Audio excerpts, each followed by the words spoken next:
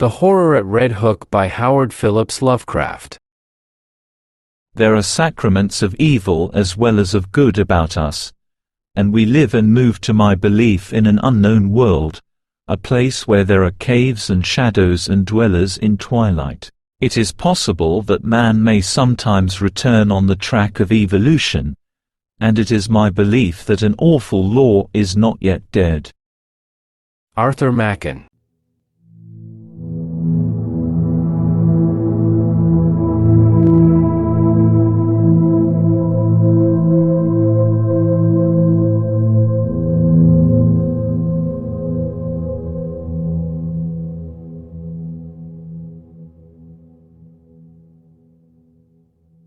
Chapter 1. Not many weeks ago, on a street corner in the village of Pascoag, Rhode Island, a tall, heavily built, and wholesome-looking pedestrian furnished much speculation by a singular lapse of behavior. He had, it appears, been descending the hill by the road from Shepachet and encountering the compact section, had turned to his left into the main thoroughfare where several modest business blocks convey a touch of the urban. At this point, without visible provocation, he committed his astonishing lapse, staring queerly for a second at the tallest of the buildings before him, and then, with a series of terrified, hysterical shrieks, breaking into a frantic run which ended in a stumble and fall at the next crossing. Picked up and dusted off by ready hands, he was found to be conscious, organically unhurt, and evidently cured of his sudden nervous attack. He muttered some shamefaced explanations involving a strain he had undergone, and with downcast glance turned back up the Shepachet road, trudging out of sight without once looking behind him. It was a strange incident to befall so large, robust, normal-featured, and capable-looking a man, and the strangeness was not lessened by the remarks of a bystander who had recognized him as the boarder of a well-known dairyman on the outskirts of Shepachet. He was, it developed, a New York police detective named Thomas F. Malone, now on a long leave of absence under medical treatment after some disproportionately arduous work on a gruesome local case which accident had made dramatic. There had been a collapse of several old brick buildings during a raid in which he had shared, and something about the wholesale loss of life, both of prisoners and of his companions, had peculiarly appalled him. As a result, he had acquired an acute and anomalous horror of any buildings even remotely suggesting the ones which had fallen in, so that in the end mental specialists forbade him the sight of such things for an indefinite period. A police surgeon with relatives in Shepachet had put forward that quaint hamlet of wooden colonial houses as an ideal spot for the psychological convalescence, and thither the sufferer had gone, promising never to venture among the brick-lined streets of larger villages till duly advised by the woundsocket specialist with whom he was put in touch. This walk to Pascoag for magazines had been a mistake, and the patient had paid in fright, bruises, and humiliation for his disobedience.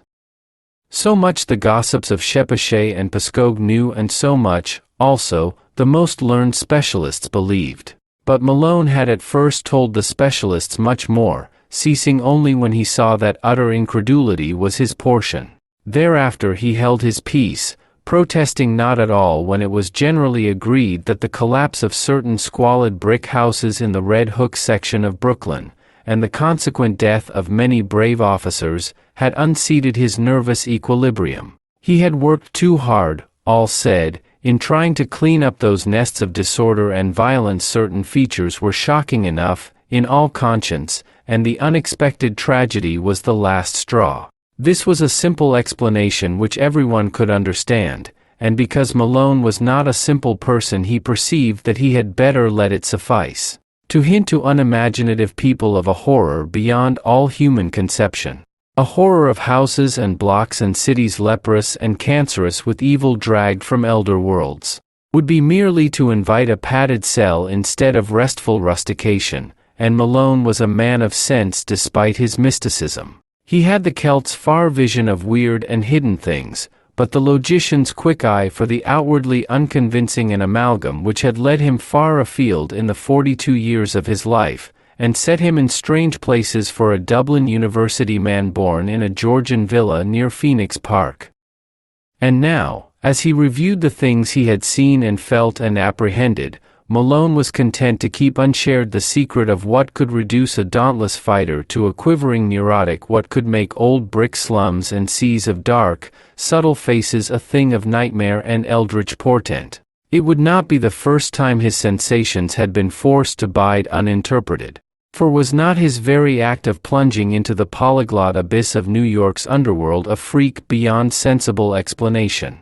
What could he tell the prosaic of the antique witcheries and grotesque marvels discernible to sensitive eyes amidst the poison cauldron where all the varied dregs of unwholesome ages mix their venom and perpetuate their obscene terrors? He had seen the hellish green flame of secret wonder in this blatant, evasive welter of outward greed and inward blasphemy, and had smiled gently when all the New Yorkers he knew scoffed at his experiment in police work. They had been very witty and cynical, deriding his fantastic pursuit of unknowable mysteries and assuring him that in these days New York held nothing but cheapness and vulgarity. One of them had wagered him a heavy sum that he could not, despite many poignant things to his credit in the Dublin Review, even write a truly interesting story of New York low life. And now, looking back, he perceived that cosmic irony had justified the prophet's words while secretly confuting their flippant meaning. The horror, as glimpsed at last, could not make a story. For like the book cited by Poe's German authority, Es lässt sich nicht lesen.